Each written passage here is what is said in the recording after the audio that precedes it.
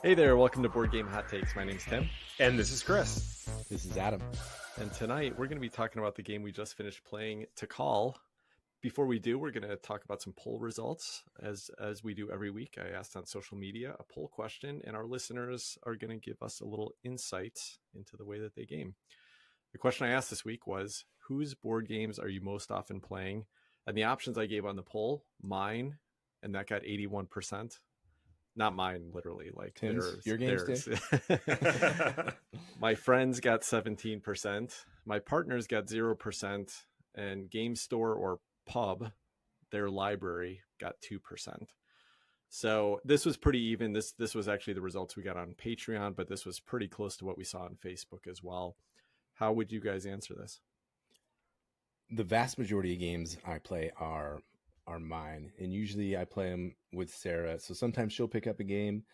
I was talking about Boop. She picked up Boop. It was actually a fantastic game. I can't remember if I talked about it on the show previously or not, so I might be talking more about Boop later tonight. We got to sort that out before we get there. But most times the games that I'm playing are my own, unless we're at a con or something, and then it's like all divvied up between the 3 or 4 of us. So usually mine. Yeah, this is an easy one. When I'm at home, I'm always playing my games because nobody else in my family is getting games. Actually, I will take that back. When we're playing something like Sorry or what's the one I talked about a couple weeks ago, party game, that we played at camp. That was Poetry for Neanderthals. Yeah, that's the one. And so my wife bought a copy of that, and we have played that a couple times. So 99.9% of the time we're playing my games, except when we're playing a party game. And when I'm playing with friends in a game group, we almost always play my friends' games because I'm still kind of like the new guy. So it's not, I'm not asserting myself too much in terms of what games to play. Other than if I'm given the opportunity, I veto Reiner Knizia. Other than that, I'm kind of the silent partner in that one. The reason I asked this question was because I was trying to understand why people feel an obligation to own so many games. Like I have a bigger than I need collection. I think I'm going to thin it out, and but it's because I really care about owning games that I think are going to get played a lot. And I think I play my friends' games more, and that's the key. It's like I've got a couple local groups or a couple people that I play with, and they always want to get their new games played, and I'm good with that. I like playing new games. I like playing a variety. So I, more often than not, I think are playing somebody else's. But I do try to keep a collection of the things that my wife and I will play frequently. So if it's something she likes, even if it's not a favorite game, we'll often get it played, and I'll keep it in my collection. And if it's a game that I just really, really love and just hope to get played once in a while, like I've got a couple like that don't get played too often, but I love them too much to get rid of. But anyway, the reason I asked the question was I was thinking, I bet there's a lot of people, a lot of listeners that the only time they're going to get to play these games is if they purchase them. And so I think the poll results probably, tell that story to an extent. I was gonna say, I think this is a function of your game market or participation level in the area where you live. If you're active and involved with a bunch of game groups, then you're going to get other people's games more. Whereas if you're less active like me and you're just a nerd and like kind of collect them for no reason whatsoever, then it's going to be your own games that you're playing. What a treat. I don't know. I think it's a treat, from my perspective, that you get to play so many other people's games. Do you get sick? Are both of you guys, I'm going to ask you, are you sick of playing what do you prefer? You want to play your own games, or is it kind of nice having other people bring the games and unpack them and teach them and set it all up? I mean, I won't lie. I wish that I got a chance to play my games a little bit more with my game friends, and we'll get there. But overall, I'm pretty good with trying new games, and we also do a good job of voting on what people are going to play. So there's a good opportunity to weigh in and find the games that seem most appealing to you. Okay. Yeah, I would say the same thing. Oftentimes I wish that I was just getting one of my favorite games played, but then I feel like, I know these guys really want to play their games. And like I said, I like to experience new games too. So I don't really push it. I get to play them enough. One of the things is that my house is usually the venue we play at. So it's easy if I just have a game set up when everyone gets there. I think, what I really loved when we first started playing together on Tabletop Simulator, and we used to do that with my local game group in Long Beach too, was that we just rotate every week who picks the game. and you might have a variety. We might offer a few choices out to somebody, but everybody was getting a choice to say, this is my game night. I'm going to get to play my favorite games tonight. And that was the best, but I don't really feel like I get that experience with my local groups. There's a little bit more pickiness with who wants to play what, and they're much more experienced gamers than we all were when we started playing together. So a lot of them are like, yeah, I've already played that, I didn't like that game, like, or I don't play games this heavy, or I don't like, I don't like games that are this simple. And so I kind of go along with the ride, because I do like almost all the games that we get a chance to play. If there's rarely there's a game where somebody will be like, hey, I wanted to play this, and I'll be, I didn't love it. If you really want to, I'll play it, and then they'll move on to something else. But I'm really the one doing that, so I tend to just go along with what other people are excited to get played, and it's good for me. I get a lot of games. I had 11 different games played this weekend, mostly that other people wanted to play. That was fantastic. It was fun. I got a chance to try a lot of new stuff. So that is a way to get a lot of games played, is being really agreeable at what you're going to play. That's right. But I'm curious. Like, I know Adam will buy anything, but Tim, I know that you try to avoid buying a lot of stuff. Can you give a couple of examples of the games where you like, I'm never going to play this, but I don't care, I just want it so much I'm going to own it anyway? Yeah. So, well, there's games in my collection that are like that. Gaia Project is a great example. And I want to buy Age of Innovation, and I know I might get it played once a year if I'm lucky, or a couple times a year if I'm lucky. But I just love the game so much that it's worth it to me for that rare time I get to play it. But I don't do that too often anymore. I mean, it has to be a really special. I bought Nucleum, and that's a game I know I'm not going to get played a lot. I've gotten a few plays of it since I bought it, but I would have a hard time getting rid of that in my collection. I've been really loving Darwin's Journey recently. I got a chance to play a friend's copy and playing on Board Game Arena, and I'm really tempted to pick up Darwin's Journey. But my local friend, already has a copy, the person I'd probably be most likely to play it with. So does it make sense for me to have some of those things in my collection? Not really. And so that's why I don't buy a lot of these. But some games I just love too much to pass up. It's not a big amount. Here's how some of our listeners answered, though, and I think again it kind of matches up with why, for the most part, people were saying that they play their own games, and probably why a lot of people buy a lot of games, because it gives you a chance to play them. Jesse said, it's usually mine, but I met a new group and the host has all the 3D printed storage and upgrades, so I'm liking using theirs.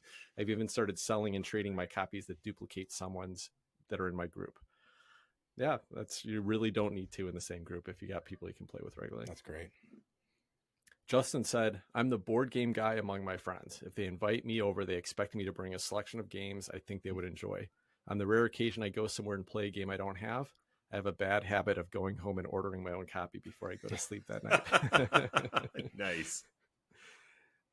Dan said, the only time I do that, to circle back on that, the only time I ever do that is when I play a game with somebody else and I'm like, ooh, Danielle, I think she would really like this game. Because if I can find a game that's a big hit for Danielle, and I know it's going to get a lot of, I'll get use out of that purchase. So every once in a while I'll have played something with somebody else, and I think Danielle's going to like that. I'm usually wrong, so it's usually a bad bet. As long as there's a shred of hope, though. You gotta try. Yeah, right. It might take me 6 months to actually get her to sit down and agree to learn a new game with me, and I've got like a 30% odds that she'll actually like it. So that's all right.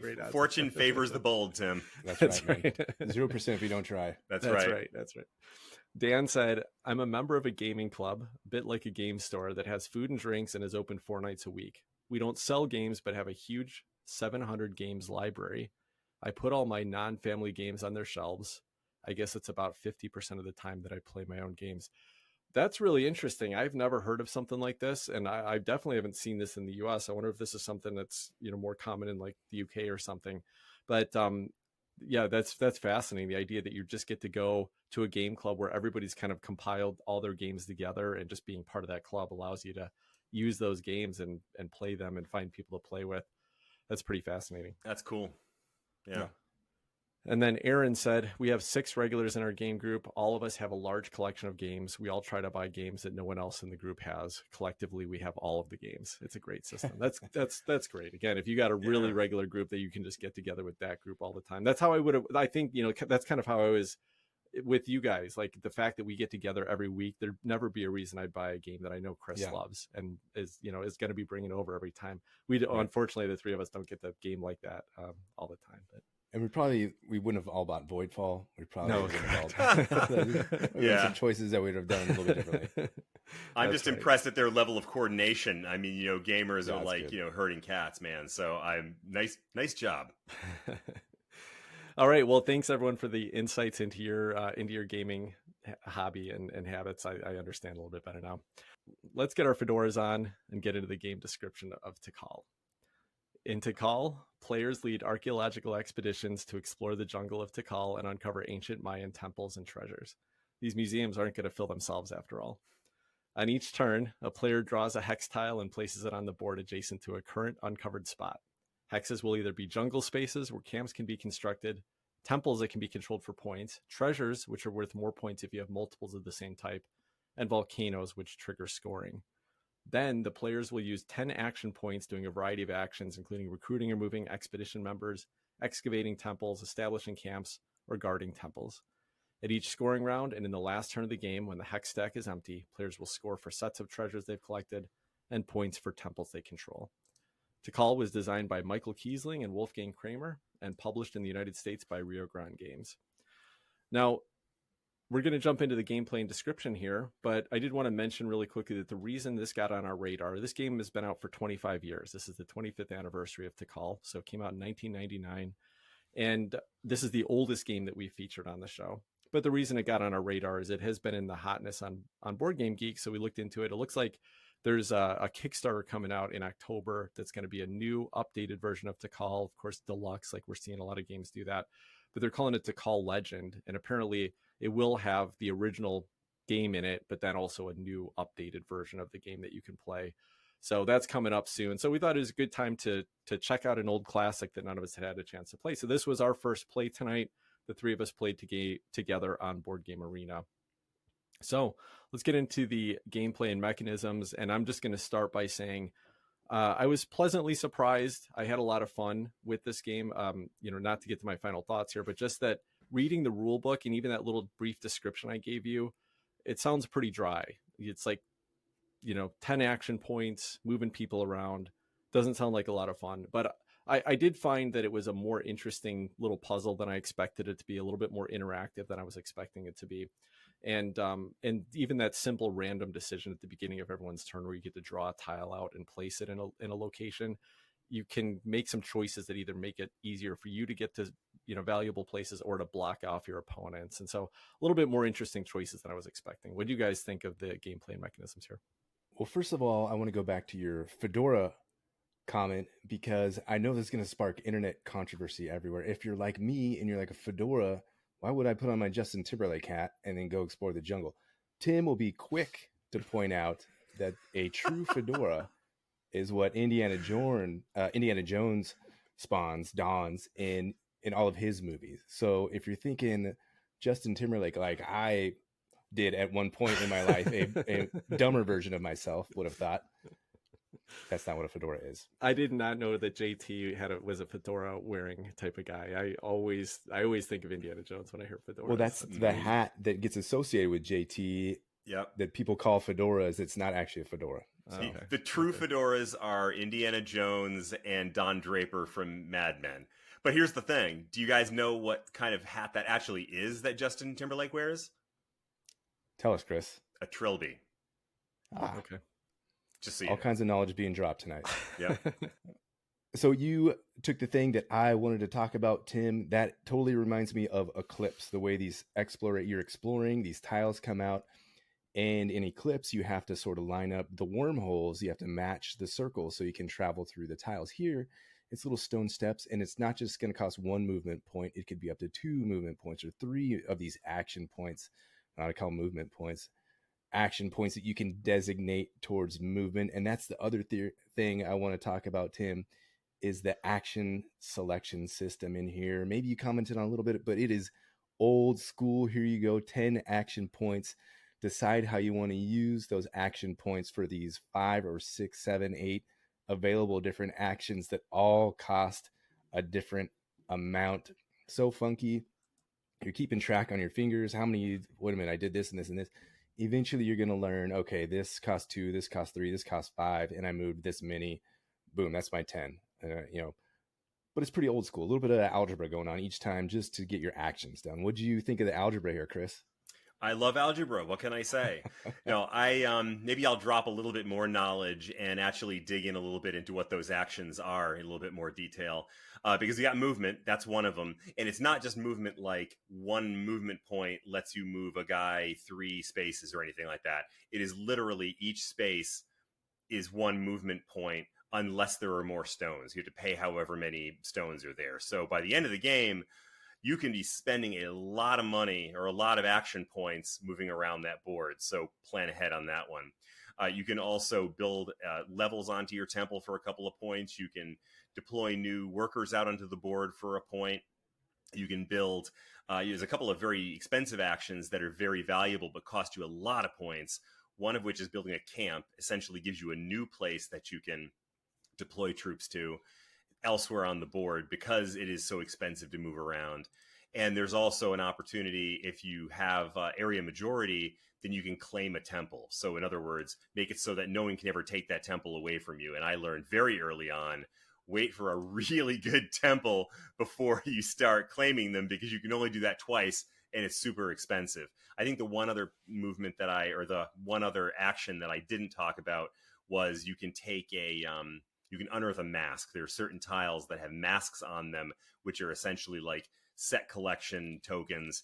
And you can pay 3 action points to claim one of those. So as you're probably gathering from this, 3, 4, 5 action points for these items, you can go through action points really fast in this game. Which is probably a good thing because there was a decent amount of downtime, even as people were just trying to figure out how to use those 10 action points.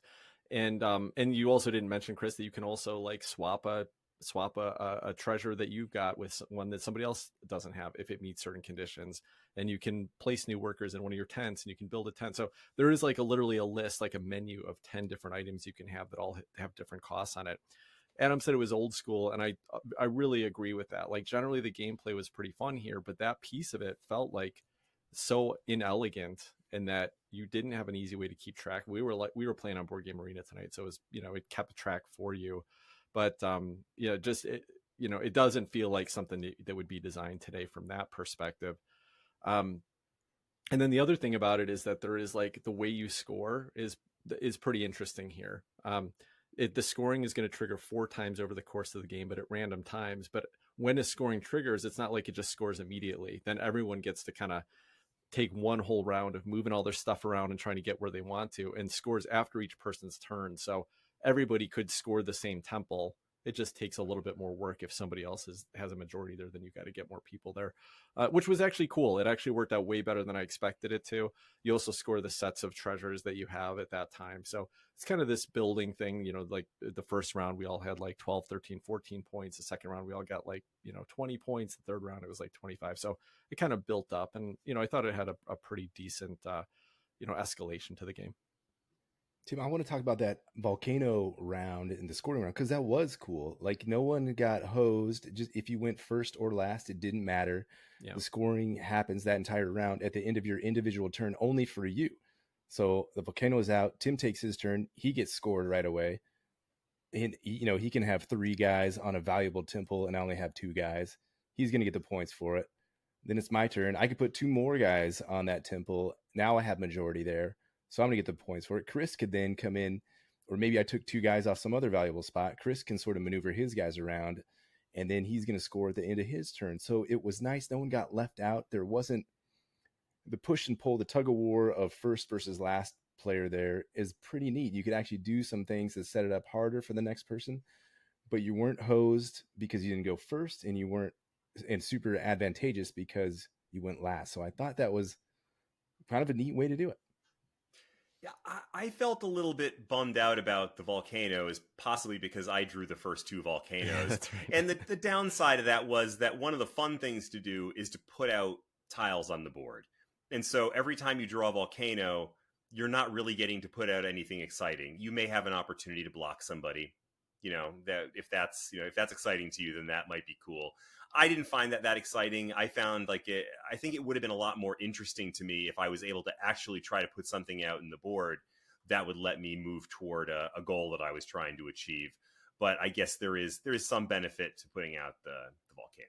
Yeah, and the benefit to going first again in that if you already have majority in the temple, you don't have to move anybody around. So all you had to do is cover. You're the first one that gets to move. Then everyone else has to kind of respond to what you did. So I think you have a little bit of a benefit, but it's minor. And like you said, then you give up the placement.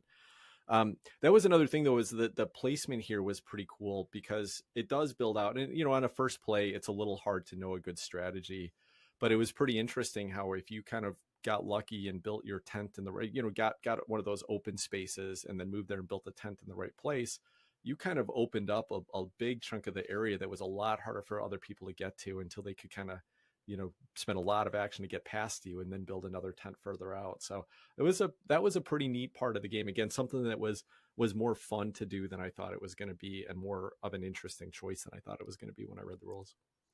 I'm going to talk about one of the specific actions, which I think benefited you tons, Tim, and one of the most expensive actions too, I think, and that's to lock in a temple with one of your characters. Chris was talking about that. He did it with his grande worker, his 3-point worker, locked in like a on a 6 5 or point 6. So we didn't know what we yeah. were doing. Yeah, that ended up costing him, I think, by the end of the game. But Tim, you had a couple of these temples locked up, and you got in there quick. You built it up and then stepped your guy on it. And you could do most of that in one round, a lot of that in one round. And that was a powerful action. It ended up getting you, I don't know, 30, 40, 50 points from one temple we figured out in the end. Yeah, agreed. And I mean, like Chris said, though, you can only do 2 in a game, so you do still have to be a little, like, once I had those locked in, then I just had to hope that nobody was around me. The thing that did get lucky for me, though, and I think this again kind of shows the age of the game a little bit, is that this is a game about spreading out on this board. And the first half of the game, I kind of spread in one direction and you guys spread in the other direction together. So you were definitely more competing for the handful of temples that were on that side, where I had a little bit more just like freedom to not stress about it. I could have 1 or 2 guys on a temple and knew I was going to score. And it wasn't a blowout. I didn't like completely win the game from that, but it definitely was something to be aware of. And I don't think you can let somebody just let them go do their own thing in the corner there. You guys, everyone's got to keep each other in check here. Yeah, that's one of the things that I found a little bit unbalanced in this game, and maybe one of these things that shows its age, is that it was a little bit too easy, I thought, for someone to get way behind. And in this case, I felt it particularly because I was the one who got himself behind. You found it really easy, Chris. I found it really easy. Yeah, that was I had an exceptionally good strategy for getting far behind. No, but I mean, these days, modern games, they tend to be a little bit more balanced. They tend to be a little bit more. It's hard to get shut out. But by this one, by the halfway through the game, I felt pretty well shut out. Now, part of that was just bad planning on my part and putting tiles in. But, like I said, I feel like a lot of more recent games, there wouldn't even be the opportunity for that. It can happen. I mean, Barrage is a good example. I think someone, Barrage came up for some reason tonight, and actually maybe it was from talking about a different game. But, where you can get into Barrage, be a few rounds in, and you're very clearly, having a hard time, and you're not going to be able to progress very well. That can happen, but I think it's less common than it is in older games. So, Chris, do you think that's an advantage or a disadvantage? You think that's a disadvantage is what you're saying. And with this group, if we knew that game well enough, would you consider that an advantage or a disadvantage or a nice player interaction? Or is it because it's the first time we played it and made some bad moves early? I think it's a disadvantage because it can happen either because you're not playing well, which is what happened tonight, or because you're getting outplayed, or, there's different reasons why someone could fall far behind. And I don't think it's fun falling that far behind, regardless of the circumstances. Generally speaking, I think that's a disadvantage. Yeah, I agree. And so, like, I happen to have Blood Rage on the wall behind me here. And I think Blood Rage is what I was thinking of, how it kind of has 3 eras and it's got 3 scoring, eras that you're going to go through here. And I've definitely played games of that where, the first era, I got no points. Everyone else is like 10 or 12. And the next round, I got like 10 points. Everyone else is at like 30, 40. But what Blood Rage does differently is that there are some surprise conditions, some cards you can draft that can give you really swingy points in the last round. So if you're probably not going to catch up if you're way behind, but you at least have that glimmer of hope to say, like, if I can double all my quests and hit 5 quests in this last round, or if I can hit Yggdrasil and bump a bunch of stats up, and do that twice because of the Frost Giant or something like that, I feel like I've got a condition, and I don't think this game gives that to you. I don't think didn't give Chris an out or even a potential out. Well, the out is play the game more than once, play it 3 or 4 times, and then you know what to do. Like, isn't that the out? Well, let me go back and say one of the things that could have been done here, and because really this podcast is more about revising games that already exist than reviewing them, right? So one of the things that happens as you progress farther in the game, the tiles, which they come in phases, they're by letters. There are stronger temples that go out later in the game. So by the end, I think there were 6 or 7 point temples that were going out. But for each of them, they also got harder and harder to get to.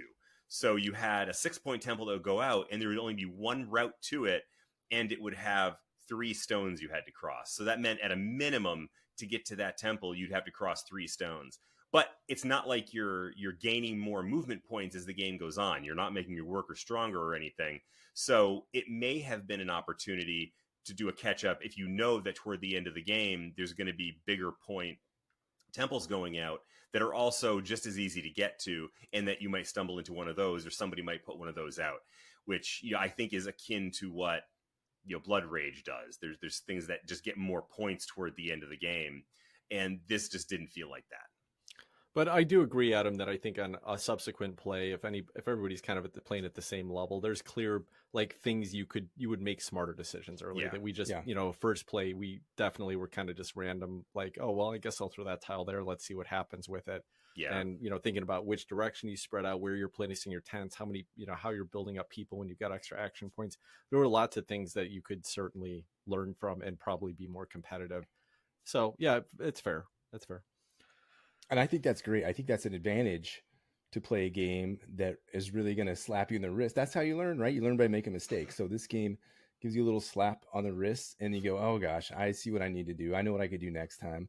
I'm going to try this next time. And I think that you would see the skill level increase a lot on subsequent plays. So I think that's kind of a neat aspect of this game. It's how people parented 25 years ago, but that's not how people parent today. We've all learned a lot from modern parenting psychology. I'm curious, Adam. How did you guys turn this into parenting? Plus, there's nothing wrong with slapping your kids around. That's what everybody does, right? Whoa. Okay, all right. Let's move on. Don't make me get my Switch. Yeah. Things are different now when we grew up. All right. Well, I mean, I think we kind of hit all the mechanisms. It's not a super complicated game. Why don't we just go ahead and shift over to the production, the kind of the production and the theme of the game here, and jump into how it felt to be explored. Well, like Chris wants. Yeah. One more quick thing. Did anybody say anything about the masks other than just to say set collection? Because I think it's significant enough it's worth mentioning, but I don't remember anybody saying anything about it. No, take it away, Chris. Just that it's set collection. So do we really want to talk about it anymore beyond that? Oh, come on. Right. Yeah, Tim is the worst. He hates any kind of set. You get out here, Tim. This was pretty cool here. Yeah. Tim, Chris, jump in there. What do you got? Oh, I was going to say, it's a huge point getter. I mean, that is, that almost won, Adam. It almost won you the game. Almost won you the game. Here we go. It's a moderate point getter from what I said. I don't know. It was 20, 28, 29, 30 points per, by the end of the game per round. So that was pretty big. So not so much to point out that this is a unique or exciting mechanism, but just that it's a very important one. Well said, Chris. All right, let's jump into the production and theme of Tikal. And, I'll start with the production. I was actually really pleasantly surprised. I don't know for sure. The version we played, I think, was the Rio Grande version. And I got the impression from just a little tiny bit of internet research that there may have been a couple different, like Ravensburger published this and then Rio Grande did. But I got to say, neither of them are well known for great productions. And the version we played was pretty nice. And the version I've seen, I think it's Rio Grande's published of it. The artwork on the board was beautiful. This great little base camp in the corner with this jungle. And then as you're putting out tiles out there, they have really nice, nice jungle artwork on them too. So to me, it felt very thematic. The artwork really, the board and the artwork of the tiles that were coming out really brought the theme in. It was a nice looking feel to it. The tiles all looked nice and chunky, and even the backs of the tiles had this, had a great design on it that really fit with the theme. So from just a look and look and presentation of the game, I thought it did a great job for a game that came out in 1999 and whatever iterations came since then. I agree, Tim. This board was beautiful. You're looking at this tropical forest from above, and this deep greens, a little bit of lime green shooting out, coming up from the underneath from the canopy, outlined with some rivers on the side. There's a couple of just little details of rapids on these rivers where you can see it kind of cascading down. I thought that was a nice touch. Um, just beautiful greens here that really evoke Central America, southern Mexico.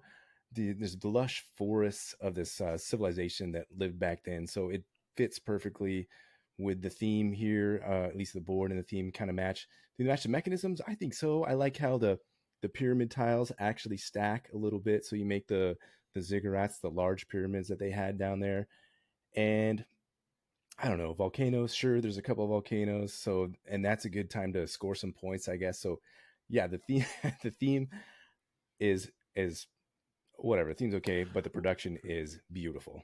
Well, just to circle on that really quickly, is that there is a little segment, a little paragraph in the rule book that talks about it, and that essentially, like, this region is still unexplored. There's only been like 4 of these pyramids discovered, but they believe there's many more out there. Oh, this was written 25 years ago. I don't know if that's still the case, but the idea that you're not actually building these pyramids, even though that's what it looks like, but what you're actually doing is clearing them. So let's thematically say, okay, you can only see the bottom, third of it, and then you put some work into excavating it, and then you clear a little bit more off, and it gets bigger because you actually are seeing more of the brush removed from it. So, I think thematically it does work if you understand what it's actually going for there. Yeah, I think you guys said it in terms of the production. I was very pleased with it. It's so simple, but I think it was so effective. I mean, there were some basic meeples, there were those tiles, but the art looked great. And the tokens with the masks on them and the various artifacts all look terrific. I like the way that when you flip a tile over, it actually does end up looking like a continuation of the board, where you have the clearing going into clearing, and then if there's a place where you can't pass through, it's because there's still forest there. So I think that made perfect sense. I thought the production was very, very nice to look at. Yeah. All right. So anything else on the theme and production from you guys? Nope. All right. Nothing. All right. So let's get to our final thoughts, and that is, would you request to play this game again? I think I would request to play this again. I'd give it another couple looks for sure, and to see if that puzzle escalated, if the puzzle got more interesting to me or less interesting. Right now, I'm intrigued. I know I can do better. I want to see the other strategies out there. I tried again. I like I think this would be good async. You got your 10 action points. You have to wait for anybody to take their turn. You get to decide thoughtfully how to use your 10 action points. Am I going to go over here? Oh, I see Chris is building up over here. I'm going to try this. No, I'm going to undo that and go back and kind of do it. So yeah, I think that might be my preferred way to play this game. I think that'll be really neat, this game, because you get a chance to see, to look at the routes and how the board is going to develop more, because there is a lot going on with these simple mechanisms. Simple rule set and relatively simple mechanisms. That's one thing I wanted to point out too. The rule set is incredibly simple. 10 action points and then 8, 9 actions. So I love the tiny little rule set here, but then the thoughts and ideas and the decisions you have to make from that simple rule set are pretty extraordinary. So I got to at least take another look at this one for sure. Maybe more looks if it gets more interesting. And that's where I'm sitting right now with Tikal. I don't know. Either way, I think for me, the answer is no. I would not ask to play this one again.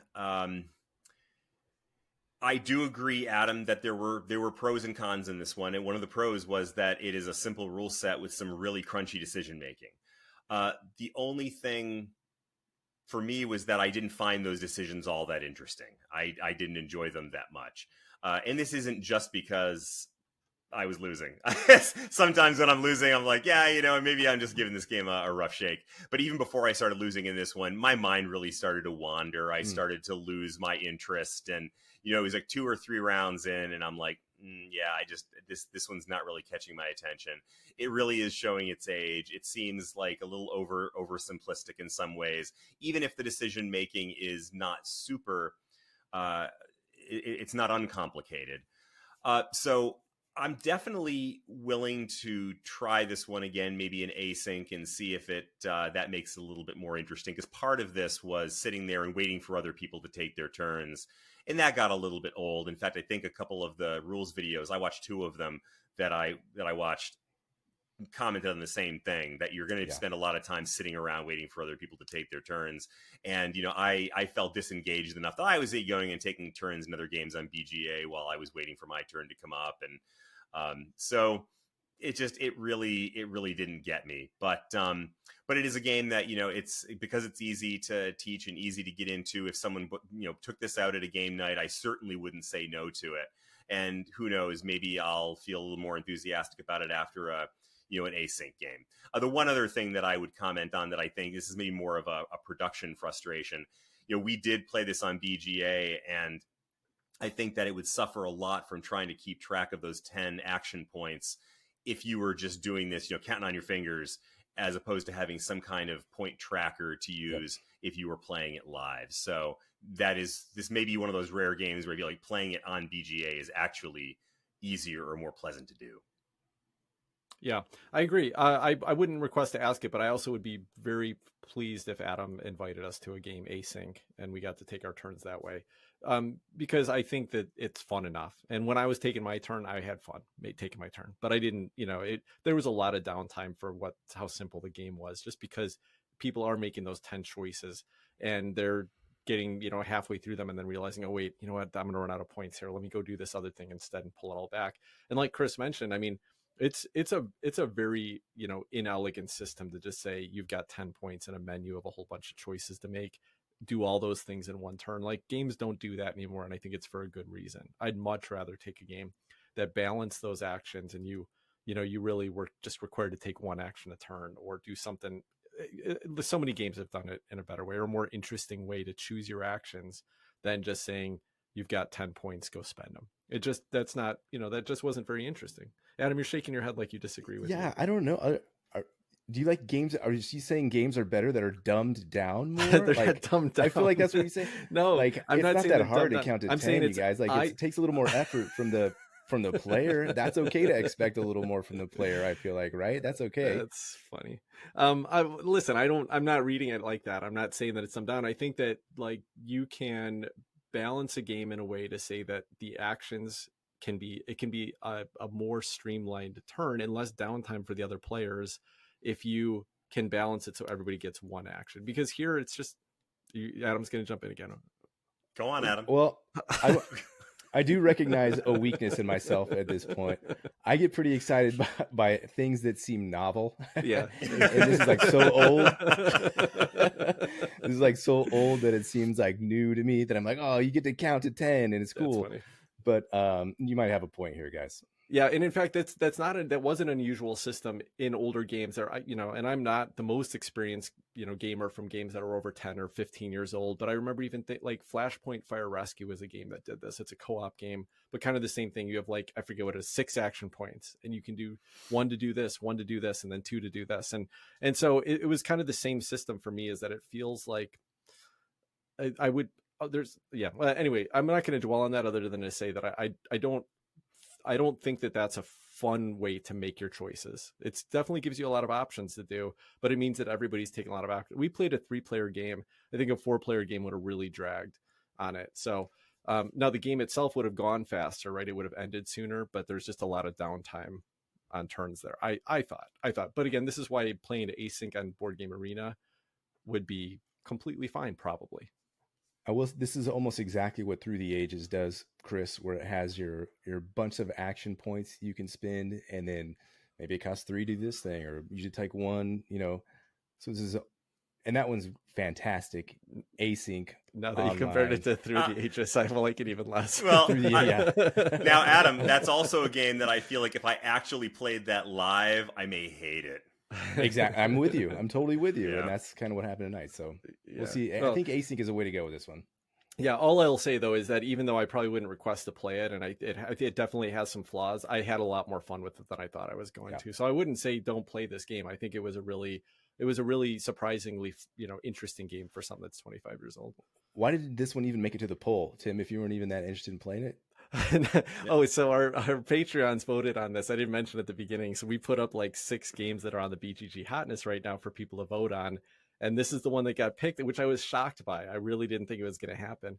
And and so they Patreon supporters voted on this, and I read the rule book and I was like, oh, I regret putting this pull up. I shouldn't have done this. But I actually had fun with it. It was fun to explore an older game, something that I probably never would have played otherwise. So we have Mark Johnson come on and give his take. I'm sure he can straighten us out. He's probably rolling his eyes right now. Well, and ironically, this was the one that I had suggested we add to the list, and here it is. I think I was the one who was least enthusiastic about it, so it happens. But anyway, it'll be interesting to see what they do with the new, what they said was like a new kind of updated, modernized version of it. My guess is one of the things they'll fix is that 10-point action system, because it's just very dated, while maybe keeping that interesting interaction and the race for points and all the other things that were kind of clever about the game. So again, not a bad game, but probably not something I'd request to play again. I definitely wouldn't back the Kickstarter. I won't be watching it that closely, but pretty fun.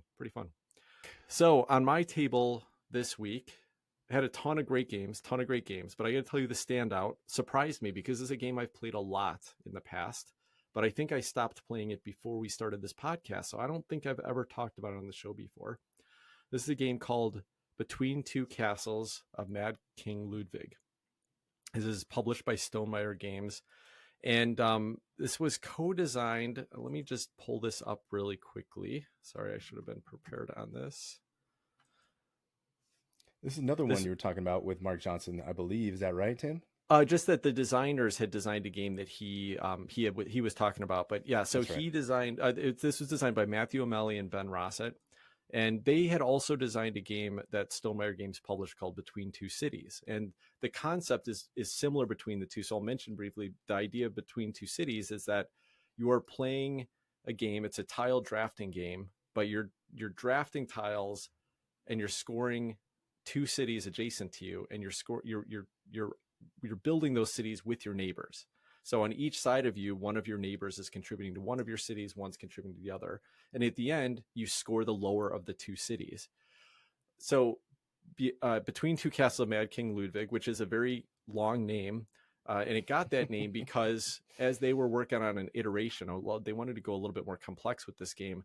They took a lot of the kind of locational scoring, mechanisms that the Castles of Mad King Ludwig uses, which is a well-loved game that's been out for 10 or 12 years or something like that. And so then Jamie Stegmaier reached out to Bezier Games, which I think owns that property, and basically brought the license in, kind of used the license and shared it with them. But the way this game works is that everyone starts around with, I think it's 9 tiles, and on your turn, you're going to look at in every castle that you're building. So you're going to have 2 adjacent to you that you share with the 2 neighbors, one to your right and one to your left. And that castle has some little minor scoring conditions. It might say gives you 2 points for having a specific type of room directly above it, and 2 points for having a different type of room to the right of it, or something like that. And so these tiles you're drafting are rooms that you're building into this silly castle that just is going to have all kinds of crazy rooms and corridors and dungeons and all kinds of stuff in it. But you're going to take 2 tiles and you're going to put them face down. And after everybody has taken their tiles, you flip them both over and you're going to chat with the 2 people adjacent to you, the one to the right. And you're going to say, hey, this is the tile I was thinking about putting it over here. And they're going to be like, great, I had this tile here. Let's, I knew Chris was not going to like this. It's good giving us the thumbs down right now. But you'll squeeze it in underneath there and they're like, great, this is all going to score great. And then you start talking to the guy, to the person to your left. And it's a fun tile drafting game, and it gives you that extra thinkiness of having to plan for 2 castles. And the fact that because you're trying to help the person that you're sending that draft to, then you're going to not only decide on what you want to draft, but also try to decide on what do I want them to pick that they wouldn't want to put in their neighbor's castle. So you are definitely looking around, seeing what other people are drafting, what they're doing with their tiles. And it does add this really fun interaction again, which I know Chris would hate, and that you can see the 2 tiles that your opponent drafted. They might have thought, hey, I want to put one in my castle and one in the neighbor's castle. But then you can stop them and be like, wait a second. No, wait. I think that would be better in our castle. And you can convince them that. This game was a blast. I have always had fun playing it. It's just a fun conversation, like laughter around the room, chatter, like exciting moments when you get just the right tile that you got drafted that's going to drop right in the place that you wanted to. There's all kinds of crazy scoring conditions with each of these tiles. Like it might draft for a bunch of stuff that's adjacent to that room, or it might score for stuff that's, you know, surrounding the room. You might get a scoring condition for having you know, a whole bunch of tiles underneath it, so you're trying to build up a really tall tower. And then there's these great bonuses where, like, once you've drafted the third of a certain type of room, like a food room or a living room, then you get a bonus. And if you've drafted 5 of them, you get any of the bonuses that are available. So lots of great motivations to add certain rooms. And it tells a great story, because as you're building out this castle, you're literally seeing this creation, some that are just wide with like all kinds of outdoor areas around it, one that's got a dungeon that's like 6 levels deep, and it's got all these crazy rooms in it. So the story on the artwork and the names of the rooms tells a wonderful story. The game itself is fun and clever, scoring conditions that you're working towards, and it's drafting with the weird quirky thing that you're trying to work with 2 other people and score both castles the best that you can. And I've just had a blast playing this every time. This was my standout for the weekend in a weekend full of great games. Tim, I don't know what to think here. That part of it sounds annoying to me, having to talk to your neighbor and work this thing out. Are they going to be like, don't use that piece there, use it over here because of blah, blah, blah? Or is it, can you kind of come to a shared best conclusion? Yeah, let me just clarify that even though I talked about that being an interesting part of it, remember that you're drafting these blindly. So by the time you've made the choice of what 2 tiles you've got, nobody's talking to you. They haven't seen those tiles. So there's usually, you know, and we made this observation this weekend, is that there was almost never a time when it made sense that you would convince the person to use a different tile, because they're all pretty smart gamers. They all had a good idea that, hey, this is definitely the right tile for this castle because it meets this goal we were going for. And this is definitely the right tile for this castle. But you did get the chance to say, hey, we both revealed a tile at the same time. Oh, that's awesome, because that one is actually going to fit right in here and that one can go on top of it. So there was collaboration, but it wasn't, you weren't like really negotiating or really convincing other people to a great extent. But you did have an occasional chance to say like, hey, you know, I don't think that'll work as well over there. Why don't you see if you can trick them into helping your castle and not their other castle on the other side? Okay, so what's the vibe here? Is it more of a party game vibe, or is it like a strategy? What's the vibe? This is definitely a strategy game. I mean, it is not. There's a lot of complex scoring conditions on these things. Every decision was pretty tricky, and especially when you get that, you only draft 2 times around, so you're going to end up putting 16 tiles each, 8 per castle out there. And so when you get that first stack of 9 tiles, there are so many choices to make.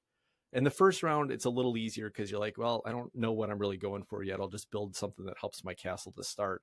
But when you get that second round of 9 tiles, all of a sudden you've got all these crazy things you could try to fit together. And it's much trickier to try to decide what's going to go in this castle the best, what's going to go in this castle the best. And so it's a reasonably, you know, it's definitely like a mid-weight game, but it's not a simple game at all. And it's probably not even a simple game. I have taught this to like more to like, you know, newer gamers or less experienced gamers. And they certainly didn't, you know, kind of jive. Like it was hard for them to get their heads wrapped around the scoring in a way that for us, this was it was 5 experienced gamers that were play heavy games all the time. And it was super fun for us because it was like, we all got into it quickly. And we were all having a great time making the decisions with it. Not a party game though at all, for sure. It's definitely a strategy game. I guess I would try this one hesitantly. I want to hear what Chris has to say about this. Oh man, that makes me so sad. Did you ever play this game? I played Between Two Cities, so Okay. which has a lot of, you know, similar DNA, and it was hands down the 3rd worst gaming experience that I'd ever had. So I would decline this game if offered. I would not play this game. All right, then. Hey, the one other thing I'll call out on this, and I suspect that some people that have tried it were frustrated by this, is that when you get done to score a castle, it is so much work. You have to go and score every room and all the conditions they trigger and everything. But there's this, it's not an official app, but it's been out for years because it was still installed on my phone from when I used to own this game like 5 years ago. It's called the Mad King Steward, I think is what it's called. I don't remember if I paid for it, if it's a free app, but it's really cool because it's got image recognition. So all you do is you look at the castle, you put the app over it, you know, with your phone, and it just immediately recognizes all the tiles and scores them all up for you. And it's like 3 seconds per castle. And so when I showed this to the guys that were bringing it out, one of the guys brought it. He really likes the game. And we get to the end. It's like, hey, have you used this app? He's like, no. I was like, hey, I'm going to score the castle. So I scored our first castle, and he didn't trust it at all. He's like, I'm still going to score this. So I went around and scored everybody's castles, and it was about 2 more minutes before he finished scoring the first castle.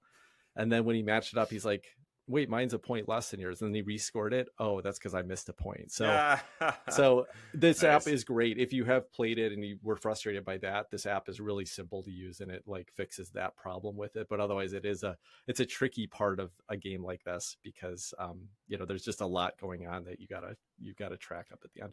But we were talking at the end that it's actually good that you can't score it easily, because then you can't min max anything. Like there's no way that you can be like, okay, I know that this is exactly going to give us 6 more points, and it's going to be exactly 2 more points higher than this castle on the other side. So I got to pull back 4 points to make sure that they're even or whatever. Like you can't do that. And that's a good thing. Anyway, it's fixed there. I had a great time with this game. I'm telling you guys, I played so many wonderful games, including finally Hansa Teutonica, which we'll talk about again at some point. But Between Two Castles was my favorite gaming experience of the weekend. Tim, let me just add one other note, just because I feel like I was being a complete poop, and I should at least say why I didn't like it, because I mean we're a show about board games, and I probably ought to actually say something more than just I hated it. Optionally. Optionally, yeah. It was the stuff that you described about the interaction. I mean, first of all, I don't want to have to be keeping track of what 2 other people are doing. I don't want to have to be negotiating with those 2 people, even if it's minor negotiation. That is just a kind of interaction in games that is zero interest to me. Yeah. And so you put those 2 together, and it was a misery fest. Yeah, and I've never played Between Two Cities, Chris, so I don't know if it actually would feel any different. I suspect probably not. I would guess not, but I'll at some point, if I get a chance to play it, I'll let you know if I think that this would hit better for you. Yeah. I can't imagine that. I don't know. Everybody had so much fun playing this game. I just can't see a world where, and I've never played it with anyone that didn't enjoy playing it. So I can't see a world where somebody would be like just miserable, because just the decision of making that draft is still fun, regardless of what you do at the end of each drafting round. But anyway, that's me. I had fun with it.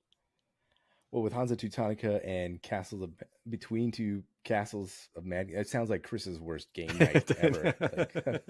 Do not invite Chris to that game night. Did you also play Diplomacy, Capital Lux 2, and Samurai that weekend? I mean, was that the anti-Chris game? Yeah. Okay.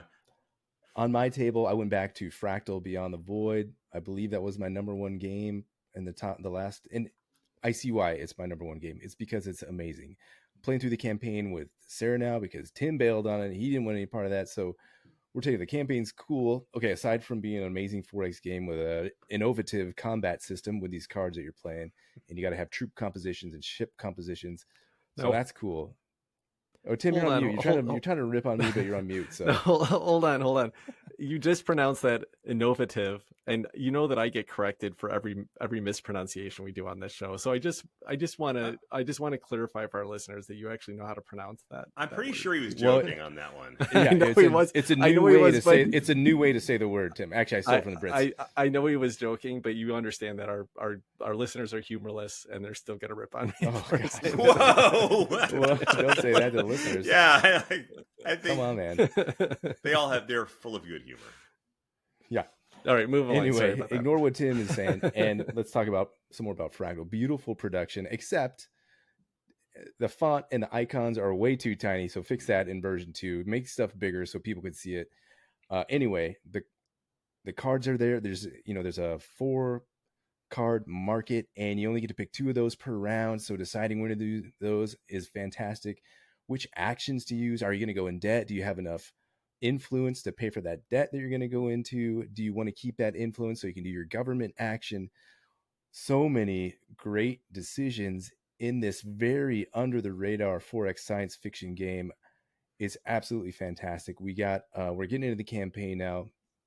It's pretty neat because you have certain goals that you go for, and you say, oh yeah, I did that goal this game. Yes, I did that goal this game. And you can lock in certain attributes or certain traits that you can pay for with points that you earn towards that campaign. So going through the game, you earn points, and you can go to this little shop and buy some stuff that you get to use during the next game of the campaign. How cool is that?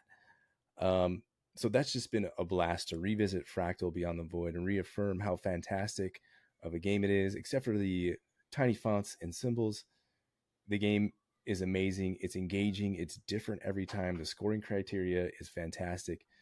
A lot of fun stuff to do, a lot of great decisions. And it's not just about go and fight each other, which is what I really enjoy about Fractal Beyond the Void. How far are you into the campaign, Adam? We're just we're just rounding out the first game. Okay. Because you and I finished a game and then we read the story for the next one. I was just curious if you got to see whether the paths diverged much more than that. I'm also curious. I got one more question for you. So I played games with Sarah, and how long are your combats taking? We haven't had an extensive combat yet because good question. I will report back. That's definitely something to keep an eye on. I just know that Sarah thinks carefully about her decisions, and there's a Thoughtful. lot of decisions to make in those combats because you got to kind of assess all the cards that you have access to and stuff. Right. So just curious about that. I'm trying to steer us away from combat so that we can advance down a different branch of the story and maybe reveal something else. So that's where we're headed right now. Advance down a different branch of the story where you guys stay together and are a happy couple and all that. We'll see what happens. I have to admit, all my favorite parts about Fractal are the non-combat parts, which the combat system is unique, but I that's the way I would prefer to play the game. But that's the way I would prefer to play Eclipse too, is just like not exploring and building stuff up and not combating. So that's my 4X mode. So I understand that they're coming out with an expansion for this game that involves a small moon populated by adorable little Muppets, and they're going to call it Fractal Rock. Nice setup. Wow, that was a lot of setup, Chris. Were you playing at that the whole time, Adam? No. I just came up with that on the spot. Good one. Amazing. On my table is a game that we've talked about quite a bit recently because, Tim, you brought it up a couple times, and I have become a true believer. This is Wonders Duel, which is designed by Antoine Bauza and Bruno Cathala and is published by Repos Productions. I got a couple of games of this in after it came up recently, and you had commented on it being one of your favorites. I think you said it was your favorite 2-player game. Yep. And I have absolutely been blown away. And I'll say that I'm not someone who got blown away by the original 7 Wonders. I thought it was a fine game. I enjoyed it perfectly well, but this is a great little head-to-head game. What I really appreciate about it is the simplicity of it. I like the tableau building, and I like how you really get to choose 3 different paths here. You have the technology path, you can choose the warfare path, or you can choose the building path, or some to varying degrees, some combination of those. But it really does behoove you to go down one of those paths, and having those cards pop and having just the right card pop out at just the right time when you flip over the alternating rows of cards, one's face up, one's face down, and then back and forth like that, and just the right card comes up. It's absolutely it's a stand up and cheer kind of moment. I personally like doing the military track because I've noticed that most of the people that I've played against so far have kind of veered away from that, and so I lean into it pretty heavily. But it is just neat that you have these different tracks that you can go through, and there's that much diversity in a pretty simple card game. So I have loved this one. I've got 5 games at a time going on BGA and been playing it on constant rotation since probably a week and a half ago. So I'm glad you brought this one up, and I'm glad that I am now a convert to 7 Wonders Duel. He's good at it too. I don't think I've won. I think I've played 3 or 4 games with Chris in the last week and a half, and I think you beat me every one. Maybe I won one, but you did. You won one, yeah. Yeah, well, I won one of them. I think you may have won 2, but yeah. I do really like the combat and the technology win conditions here because they're visible, but people, like if you're not going to go down that path, they feel wasteful. And so a lot of the times people will intentionally be like, I'm going to ignore that. I'm going to let them do that. But you can't, you have to keep people in check. Yep. And it can get a little tricky because some of those wonders will let you take 2 actions in a row. So you might think, okay, well, there's no way I'm going to let him take that. And then they go and do a wonder with 1 card and then reveal the card that lets them, kind of push it right over the edge. The Pantheon expansion, which I was telling you about, which, it's not necessary at all, but it's one of the things that's cool about is that some of those god cards that you can activate in there give you some extra like kind of bonuses to push the technology or the military tracks. You have to be even more cautious about them, but you don't know they're going to come up. It's hidden, it's random every time what you get. So I kind of like that about it, is that you're more likely to see one of those other win conditions happen, even though they don't happen all the time, and there's still a clear reason to go for points and stuff like that. But and it adds more variety. I think you'll like it once you get into a little bit more. But, yeah, and I like the thematics of it too. It's fun. Yeah, seeing the gods popping up. What's one I feel like I need to get into after, Tim has been digging it so much. I've only played like half a game one time down in Palm Springs or wherever it was. And with Chris's vouch for it as well, now I'm sold. I got to try this one. Do it, man. Do it.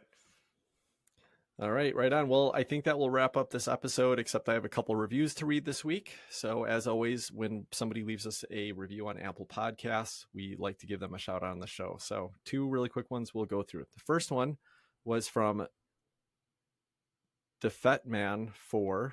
I think that's what it is. Could be any number of other things, but I think it's DefetMan4 on Apple Podcasts in the US. And this was a 5-star review. The title was, I appreciate the hot takes.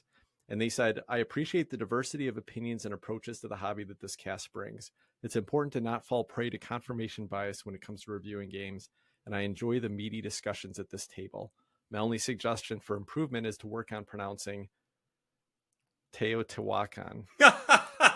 and then and then I told you I get called out on pronunciation all the time. And then they actually, spelled this out like phonetically, and then it says it's Teotihuacan. But I think that's how I've been pronouncing it, so I'm not sure if they're targeting that at me or this is at Chris, because him and I pronounce it differently.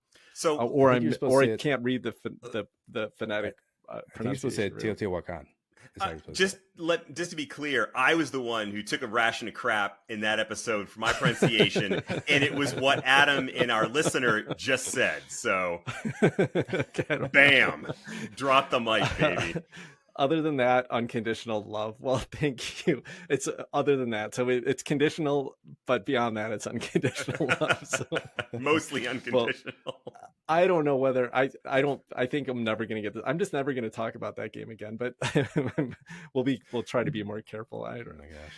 All right. Well, thanks you, DefetMan, for the nice review in any case. The other review we got was my favorite, and this is a 5-star review, and they said, great takes on new and old games, very easy to listen to, and the energy is perfect and authentic. And this was by Jeremy the listener on Apple Podcasts. Now, I just happened, I'm going to call this out. I'm going to call Jeremy out, and I hope he's not mad at me about this. But I just happened to look at another podcast review system, like kind of their reviews. And he also left a comment for them. And he said, my 3rd favorite podcast. And what I haven't been able to find, though, is Jeremy's 2nd favorite podcast. So if any listeners have spotted Jeremy's 2nd favorite podcast on another, I would love to hear what it is. So somebody leave me a note, or Jeremy, drop me an email at tim@boardgamehottakes.com. Just because I like to listen to board game podcasts too. So I'd love to hear what your 2nd favorite is. Maybe I'll really enjoy it. But anyway, thank you so much. And of course, we're always honored when anybody tells us we're their favorite podcast. It surprises me and shocks me every time. But thank you so much to both of you for those nice reviews. And if any of you would like to leave us a review on Apple Podcasts, we'll give you a shout out on the show. Till next week, take care, everybody. Good night, all. Bye-bye.